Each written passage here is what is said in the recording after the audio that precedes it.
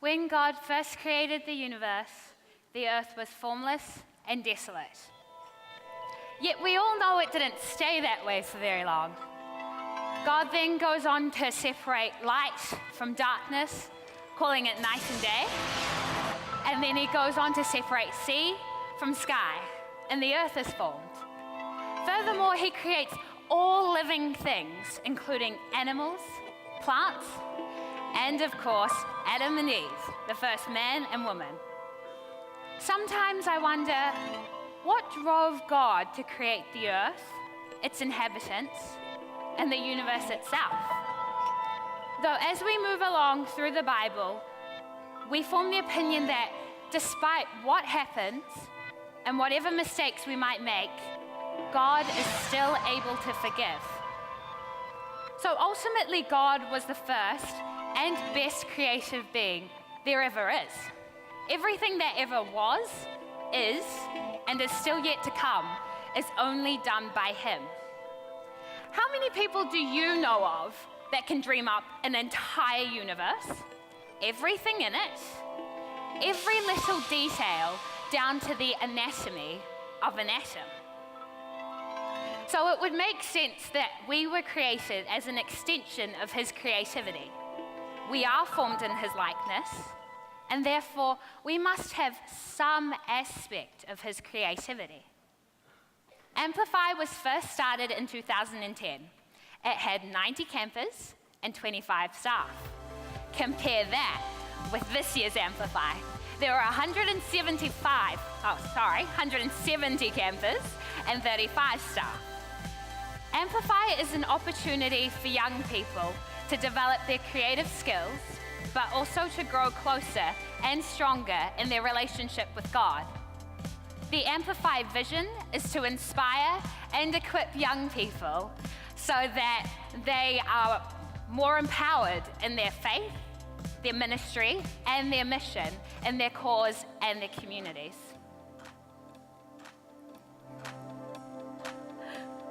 I don't know if the video's gone. I think the video has gone. There are many ways to letting out that creativeness, not just one, and we all march to our own beat, whatever that may be.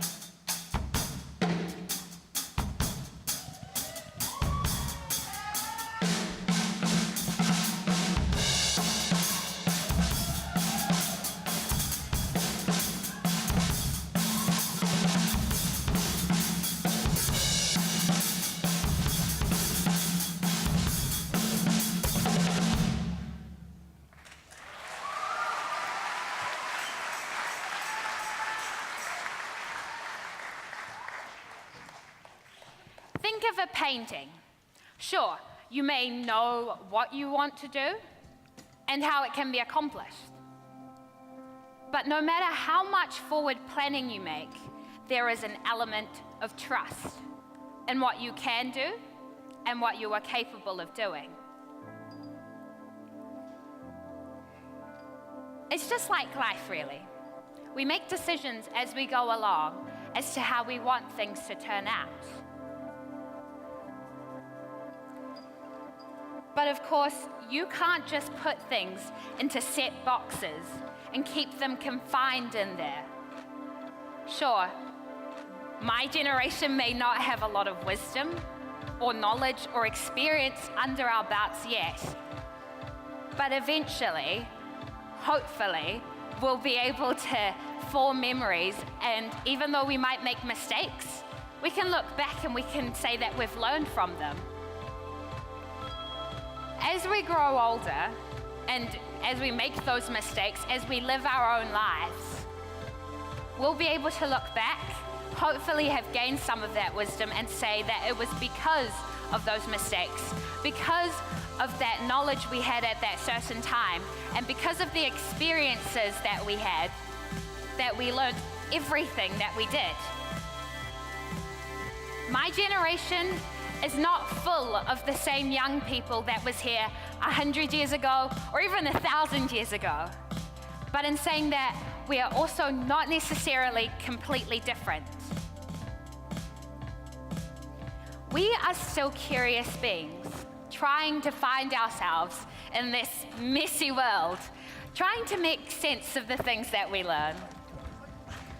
We want to define the undefinable. We want to attain the unattainable. And we want to reach the unreachable. We keep pushing the boundaries to see how far we can bend them and what makes them break. We want to make a difference in our cause and our communities. We want to win the world for Jesus.